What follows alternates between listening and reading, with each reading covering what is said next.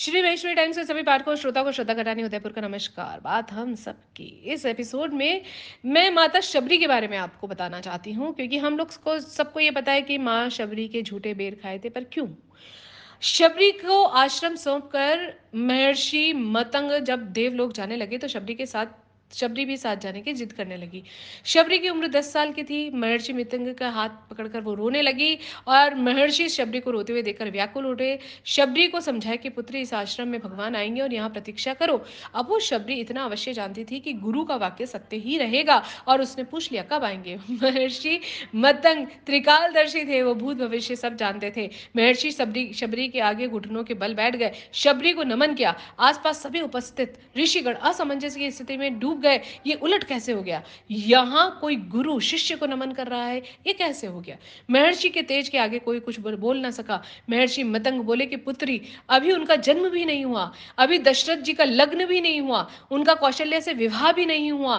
फिर भगवान की लंबी प्रतीक्षा, दशरथ जी का विवाह सुमित्रा से होगा, फिर उनका विवाह कैकेयी से होगा, फिर प्रतीक्षा, फिर वो जन्म लेंगे और उनका विवाह माता जानकी से होगा। 14 वर्ष का वनवास होगा, फिर वनवास के आखिरी वर्ष माता जानकी का हरण होगा और उनकी खोज में वो यहाँ आएंगे।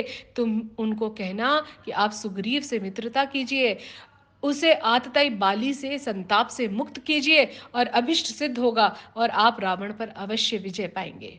शबरी एक क्षण सोच में पड़ गई कि अबोध शबरी इतनी लंबी प्रतीक्षा का समय माप भी नहीं पाई, और वो अधीर होकर पूछने लगी, इतनी लंबी परीक्षा कैसे हो पाएगी गुरुदेव? महर्षि मतंग बोले कि वे ईश्वर हैं, अवश्य ही आएंगे, यह भावी निश्चय है। लेकिन यदि उनकी इच्छा हुई तो वह काल दर्शन के इस विज्ञान को परे रख कर वे कभी भी आ सकते हैं, लेकिन आएंगे अवश्य।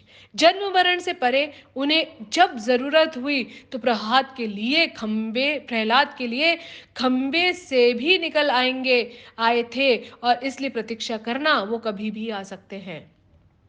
तीनों काल तुम्हारे गुरु के रूप में मुझे याद रखेंगे, शायद यही मेरे तप का फल है। शबरी गुरु के आदेश को मानकर वहीं आश्रम में रुक गई और उसे हर दिन प्रभु राम की प्रतीक्षा करने लगी, और यह जानती थी कि समय का चक्र है, उनकी उंगली पर नाचता है और वो कभी भी आ सकते हैं। हर रोज रास्ते पर फूल बिछाती, हर क्षण प्रतीक्षा करती, कभी भी आ सकते हैं प्रभु मेरे।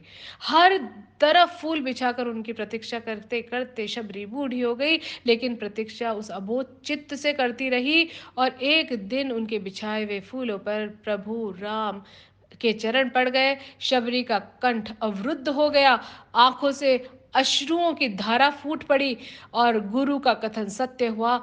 भगवान उसके घर आ गए। शबरी की प्रतीक्षा का फल ये रहा कि जिन राम को तीनों माताओं ने झूठा नहीं खिलाया, उन्हीं राम ने शबरी का झूठा खाया और उसकी जो प्रतीक्षा थी उसको सफल किया। आप सभी अपना ध्यान रखिए, अपनों का ध्यान रखिए। जय श्री कृष्ण, जय महेश।